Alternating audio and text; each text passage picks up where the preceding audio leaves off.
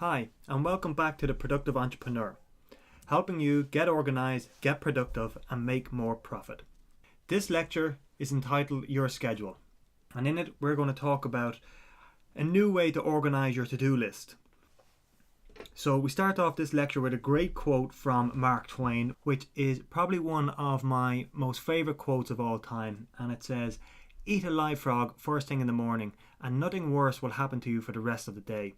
And that is so true, and we're going to talk about that more in this lecture. So you may not know it, but according to the website I Done This, 41% of to-do items are never completed. And that is a massive, almost 50% of items that go on your to-do list are never completed. So no doubt most of us can relate to this statistic, and it's probably one of the reasons why you are taking this course. So for me, I have a love-hate relationship with my to-do list. Some days I'm writing down all my to-dos, and other days I just have them on post-its and different notebooks and different pieces of paper. The other day when a friend of mine asked me if I was busy, I replied with, "I have 68 things to do on my to-do list." And when he asked me to show them and he had a look through it, he said half of these are rubbish. And he was right. There were items there that were out of date, that had been superseded by other items, that had been done by somebody else without me even asking them, and things that were no longer relevant, and it was just a mess.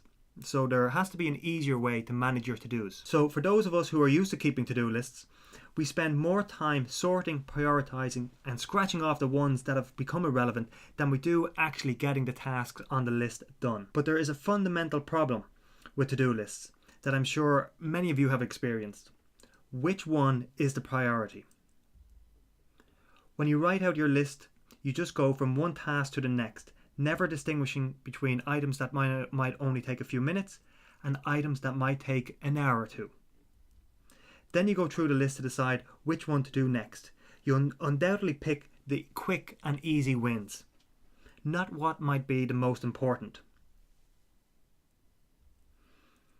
So my to-do list was getting very, very packed, and it was adding to my stress and not really helping to remove my stress. So what use is your list when you're afraid to even look at it?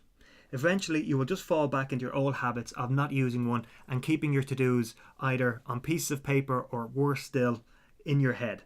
And this is called the Zig and Arc Effect, which is a psychological term based on studies that show unfinished goals cause intrusive, uncontrolled thoughts. And I think that's exactly what was happening to me. So if, like me, you go through your list every evening before the next morning and you put a 1, 2, 3, A, B or C beside them to help prioritize them, then this lecture is going to help you. So recently in Kevin Kruse's book 15 Secrets of the Most Successful People in the World, he asked the question, do you think that some of the world's most productive people sit down with their to-dos every day and number them by priority? He doesn't seem to think so, and the book would seem to prove him right. At some stage in life, everything must evolve if it is to survive, and the age-old to-do list is no different. I would like to introduce you to the next stage in to-do list evolution, your schedule.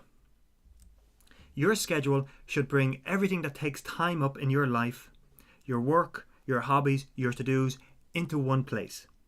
All of these things that take up your time are pieces of a jigsaw puzzle.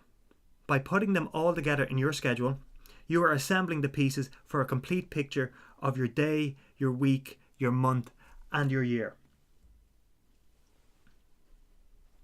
So here's an example of how I've moved from the traditional to-do list to my calendar.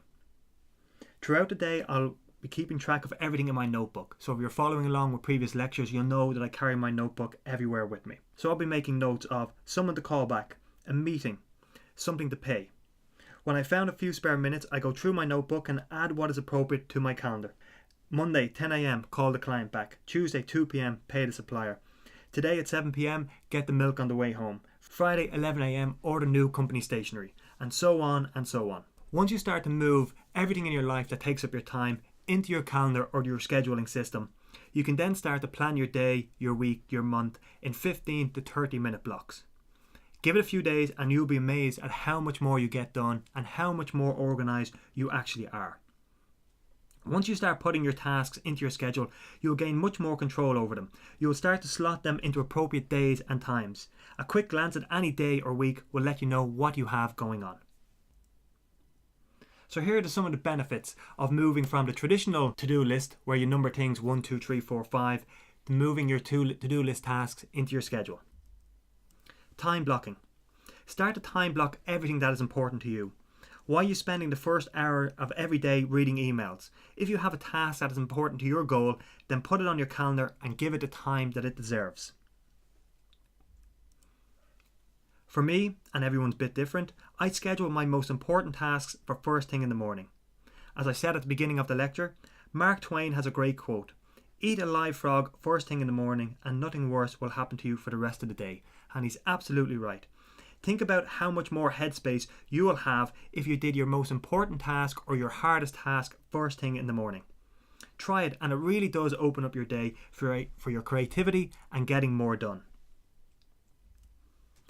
Another great thing about having your to-dos on your calendar is that instead of cancelling them or leaving them behind on the previous page, you can reschedule them for another time.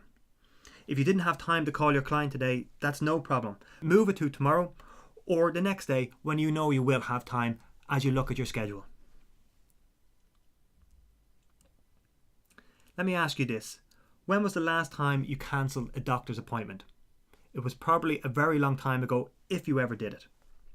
You need to start treating what goes into your calendar or your schedule like a doctor's appointment. Nothing gets cancelled.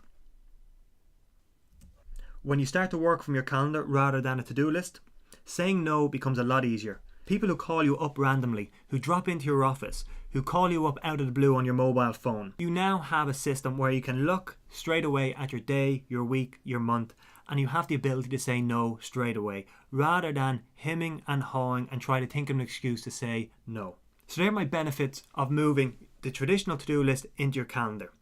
Give it a go. I know that for some people, moving away from the to-do list might seem a bit scary, but trust me, after a week or two of moving your to-do items onto your calendar, you will be amazed at the increase in your productivity. In the resources section, I've included a link to some of my favourite notebooks and diaries. Check it out and let me know in the discussion section what you think. And as always, if you have any questions, just ask in the discussion section and I'll be happy to help. Thank you.